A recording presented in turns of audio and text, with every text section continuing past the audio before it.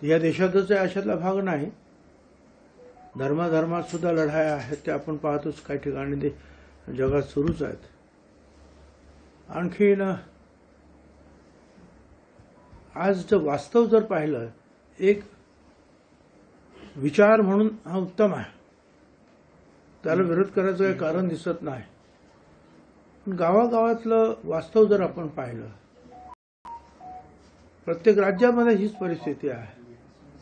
निवडणुकीच्या वेळेचं सुद्धा आपण जे काही घडतंय ते आपण जर पाहिलं तर अनेक वेळेला जात पुढे करूनच जे आहेत अनेक गोष्टीवर निर्णय होतात. अगदी मतदार सुद्धा, निवडणुका सुद्धा,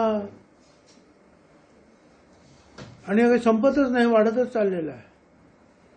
बरं, दुसरं असं म्हणजे की आम्ही ज्या म्हणतो त्यावेळेला काही कारण, त्यातलं एक कारण असं आहे की 1931 साली जी इंग्रज सरकारनं त्यावेळेला जातीगणना केलेली होती, त्याच्यामध्ये ओबीसी 54% आहे असं त्यांनी म्हटलं. ते मंडल आयोगाने सुद्धा तेच म्हटलं. पण आज सुद्धा प्रत्येक ठिकाणी काही द्यायचं घ्यायचं म्हटलं, एखादी सवलत, तर लोक कोर्टात जातात आणि कोर्ट विचारतं की तुमचा एम्पिरिकल डाटा द्या, तुमचे आकडे सांगा, तुम्ही किती आहेत ते सांगा. मग त्यांना ते तरी सांगितलं पाहिजे कोर्टानं की याच्या पुढे जे आहे तुम्ही आम्हाला 54% आहात, आम्ही ओबीसी धरून चाला. पण तिथे आम्हाला ते विचारतात की तुमचा आकडा किती. एवढंच नाही तर SC ST प्रमाणे ओबीसी समुदायाला सुद्धा देशभरामध्ये केंद्र सरकार, राज्य सरकारकडून फंड्स मिळाले पाहिजेत. या संदर्भामधली ज्या वेळेला समित्या निर्माण झाल्या, खासदार सुमित्राताई महाजन आणि त्याच्यानंतर मनमोहन सिंग साहेब यांच्या अंतर्गत, त्यावेळेला सुद्धा त्याने हाच मुद्दा उपस्थित केला की या समुदायाला मदत करायला पाहिजे. हा गरीब आहे, अडचणीत आहे, परंतु यांचा डाटा आपल्याकडे नाही. मग आता तो डाटा कसा गोळा करायचा ते सांगा. नाही तर आहे आम्ही सांगतो ते मान्य करा. पण प्रत्येक वेळेला समित्या सांगणार की डाटा नाही, भारत सरकार सांगणार की डाटा नाही, कोर्ट सांगणार की डाटा द्या, आणि प्रत्येक ठिकाणी जे आहे अडवणूक होते आहे काही सवलती देण्याच्या बाबतीमध्ये. मग करायचं का? त्यामुळं जाती गणना करा. आता काही काही जाती तर प्रत्येक जात सांगते. आता मला असं वाटतं की मराठा समाजाच्या बाबतीमध्ये ते जरंगे म्हणाले काहीतरी 6 कोटी आहेत मराठा समाज, असं काहीतरी त्या दिवशी मी ऐकलं. काय कमी जास्त 6 कोटी आहेत.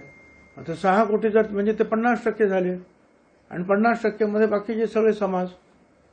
मग आता ते कसं काय खरं म्हणायचं? मग होऊ द्या ना. ते 50% आहेत का ओबीसी 54% आहेत? आता ओबीसी 54% आहेत, ते 50% आहेत, बाकीचे सगळे आहे असं म्हटलं तर हिशोब गेला 150 कोटी 150%वर. 12 कोटीच्या ऐवजी 18 कोटी 20 कोटी लोकसंख्या असली पाहिजे महाराष्ट्राची. या सगळ्या अशा अनेक गोष्टीची जी काही जे प्रश्न निर्माण होतात वेगवेगळ्या वेळेला वेगवेगळ्या परिस्थितीमध्ये, त्यामुळे मग आम्ही म्हणतो की बरं ठीक आहे, जात गणना करा, त्याच्यामुळे ओबीसी किती आहे हे समजेल. बरं, आता ओबीसीमध्ये परत रोहिणी आयोग लागू करायचं अशा सुद्धा मागण्या वरती यायला लागल्या. मग त्या जर तो आयोग लागू करायचा असेल तर ओबीसी मधले जे घटक आहेत लहान मोठे, म्हणजे 374 जाती तर महाराष्ट्रातच आहे, मग त्या घटकातले जे आहेत छोटे मोठ्या ज्या जाती आहेत त्यांची संख्या किती आहे ती सुद्धा लागणार. मग प्रत्येक ठिकाणी जे आहे लोकसंख्या तुमची किती हाच प्रश्न जर विचारणार असाल तर मग जातगणना करा. नाहीतरी 1931 पासून जातगणना झाली नाही, त्याला झाली आता किती वर्ष झाली, आता 70 वर्ष आणि 20 वर्ष 90 वर्ष झाली समजा. मग कुठे जाती संपल्या? उलट जातीतल्या लढाईच वाढत आहेत. 70 वर्षात नाही संपल्या ना. विचार चांगला आहे, संत ज्ञानेश्वराचा तो विचार आहे, महात्मा ज्योतिराव फुलांचा सुद्धा तोच विचार आहे की मनुष्य ही एक जात आहेत, ती धरूनच आपण वागलं पाहिजे. पण वास्तविक पाहता जे आहे या व्यवहारामध्ये ते होत नाही आहे आणि प्रत्येक ठिकाणी जे आहे संख्या किती हा प्रश्न निर्माण होतो आहे. सर, शिंदे समितीचा अहवाल, दुसरा अहवाल काल सादर झालेला आहे आणि जे आकडे समोर येत आहेत 54 लाख नोंदी कुणबी मराठ्यांच्या ज्या आहेत ह्या आतापर्यंत आढळल्याचं म्हटलं जाते. तुम्ही म्हणत होता, तुम्ही अनेक आक्षेप या संदर्भात नोंदवलेले होते यापूर्वी की 13,000 ते 17,000 कसे काय होतात इतक्या लवकर. 15 कोटी इतके दाखले जे आहेत हे तपासले गेलेत असं म्हणतात. काय तथ्य, तुमचं काय मत आहे? काय तर ते तुम्ही असं ऐकलंय, तसं ऐकलंय, असं लिहिलं, असं समजलं, याच्यावर उत्तर देणं फार कठीण आहे. तुम्ही काय म्हणे 15 कोटी काय? 15 कोटी दाखले तपासले गेलेत असं. 15 कोटी दाखले म्हणजे 15 कोटी माणसं तर पाहिजेत. या राज्याची लोकसंख्या जर 12-13 कोटी असेल तर 15 कोटी कुठून येतील? त्यामुळे आपण थांबूया, बघूया. आता मुख्यमंत्र्यांचं आज कदाचित त्याच्यावर उत्तर आहे. त्याच्यामध्ये ते काय म्हणतात, काय त्यांना सापडलं, काय नाही, त्याच्यानंतर आपल्याला बोलता येईल त्याच्यावर. मंत्रिमंडळ उपसमितीची काल बैठक झाली, त्यानंतर तुम्ही आणि मुख्यमंत्री दोघांची भेट सुद्धा झालेली होती. या भेटीमध्ये त्यांनी असे काही आकडे किंवा ते आमच्या भेटीत त्याचा आणि याचा काही संबंध नव्हता. त्या वेगळ्या कामाच्या. पण इतक्या मोठ्या विषयासंदर्भात तुमच्यात एकही वाक्य तुम्ही बोलला नाही किंवा चर्चा झाली नाही असं आम्ही समजायचं. इतका ज्वलंत विषय तुम्ही या संदर्भात 45 मिनिटं भाषण केलं मी त्या विधानसभेत. मुख्यमंत्र्यांसोबत तुम्ही याबाबत बोललात. आता मुख्यमंत्री त्यांना मी कसं विचारू? ते आता अभ्यास करतायत अजून, ते नंतर सांगतीलच. पण हे आकडे जे समोर येते ते तुम्हाला मान्य आहेत का? किंवा तुमचा आकडा जर असेल तर त्या आकड्याला आधार काय ते अगोदर सांगा, मग मान्य आणि अमान्य करावं लागेल. तुम्ही म्हणता की मुख्यमंत्री सभागृहामध्ये हे मांडतील, त्याच्या अगोदर कॅबिनेटमध्ये मंत्र्यांबरोबर तुमच्याबरोबर सगळ्यांबरोबर डिस्कस. मला माहिती नाही कॅबिनेट आहे काय असेल तर ते कॅबिनेटमध्ये सुद्धा निरोप आला नाही का कॅबिनेटचा? अजून तरी बिझनेस ऍडवायझरीचा निरोप आहे.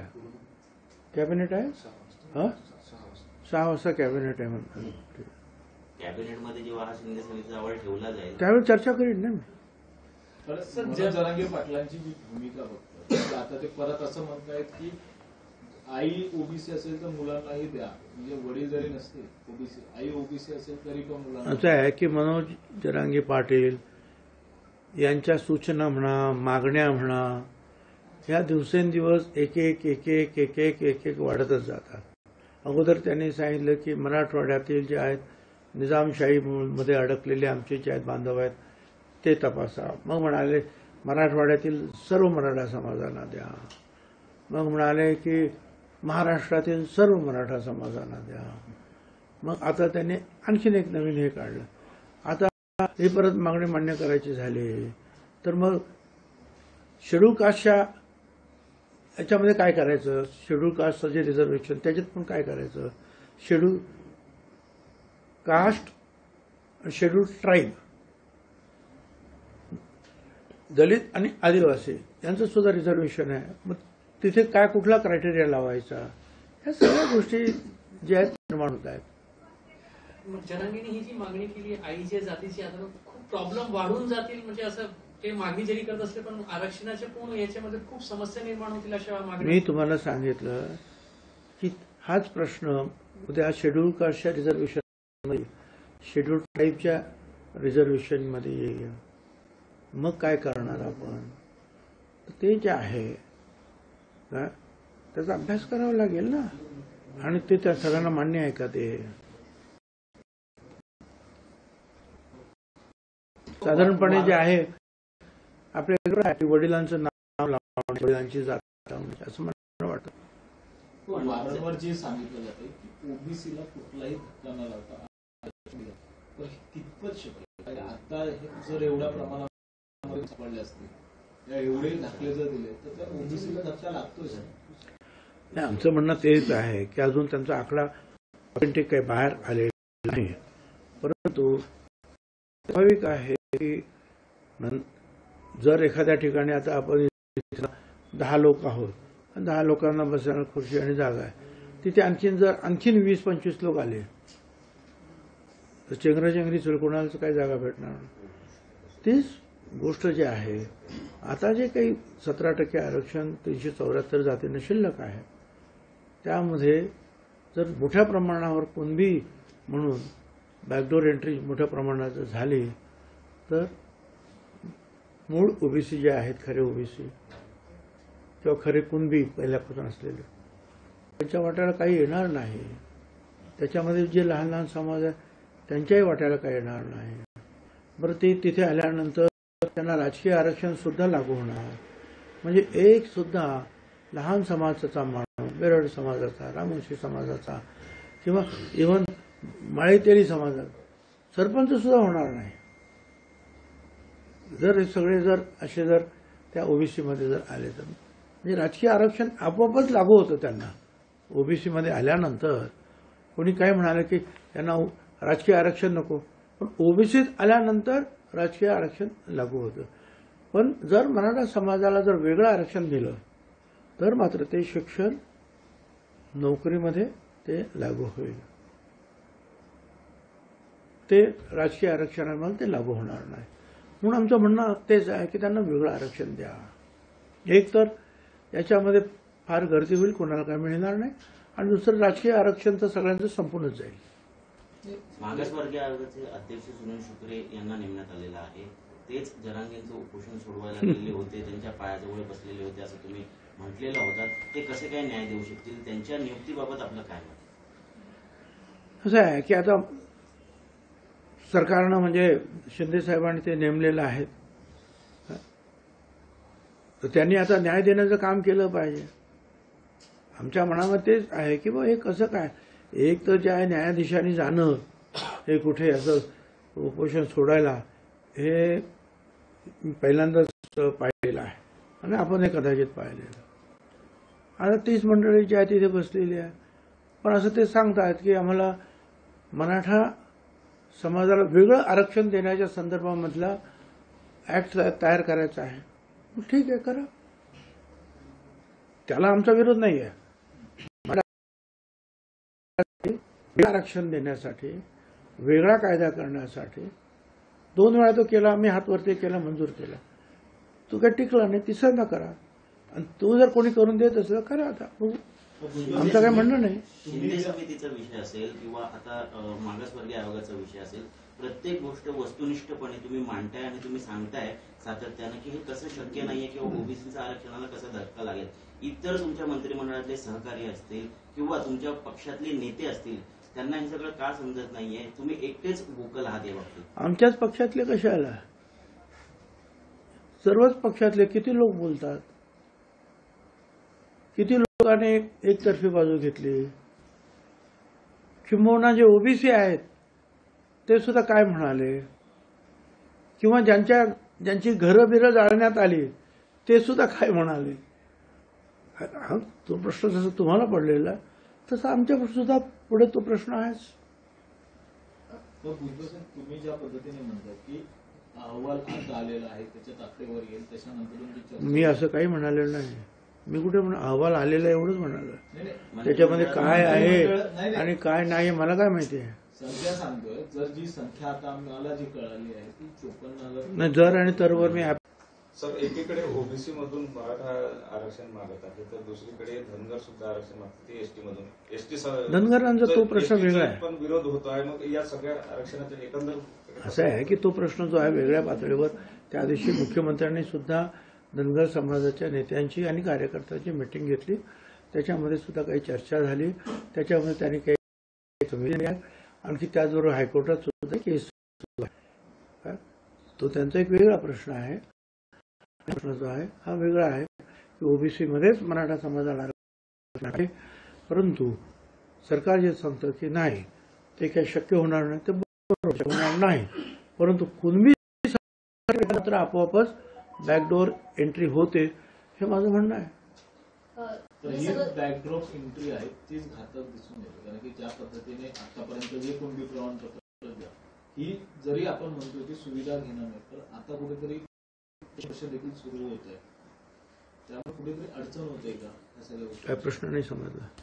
शैक्षणिक दृष्ट्या तुम्ही म्हणतायत की जी मी तुम्हाला सांगितलं ना, बॅकडोर एंट्रीने जर चुकीची अशा प्रकारची जर प्रमाणपत्र दिली गेली आणि प्रचंड प्रमाणावर जे आहे ते ओबीसीमध्ये एंट्री झाली, तर ओबीसीचे जे आहेत सारे हक्क आणि त्यांचा जो वाटा जो आरक्षणाचा आहे तो निश्चितपणे संपेल.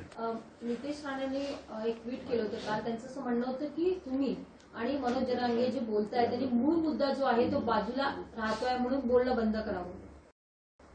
ठीक आहे, प्रश्न विचारतो त्याला मी उत्तर देतो. दुसरं काय, आता तुम्ही विचारलं नसतं तर मी कशाला उत्तर दिलं असतं. सर यावर प्रश्न निर्माण होतात, काही प्रश्न तुम्ही निर्माण करता, काही प्रश्न ज्या म्हणून जनांगी निर्माण करतात, त्यामुळे बोलावं लागतं. काय नसते बीडची जाळपोळ झाली, आतापर्यंत जे 58 मोर्चे निघाले मराठा समाजाचे, तर कुठे कोण काय बोललं होतं, कुठे कोणावर काय टीका केली होती.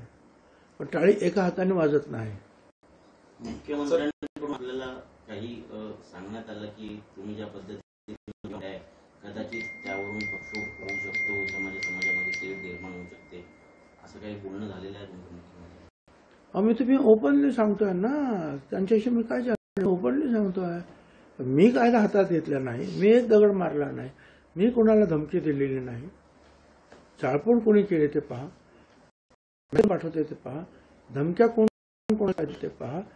डिसेंबरमध्ये कधी नंतर तुम्हाला कसा तुमचा कार्यक्रम करतो वगैरे जे वर्तमानपत्रातून तुम्ही छापणार, ते कोण करतं ते पहा.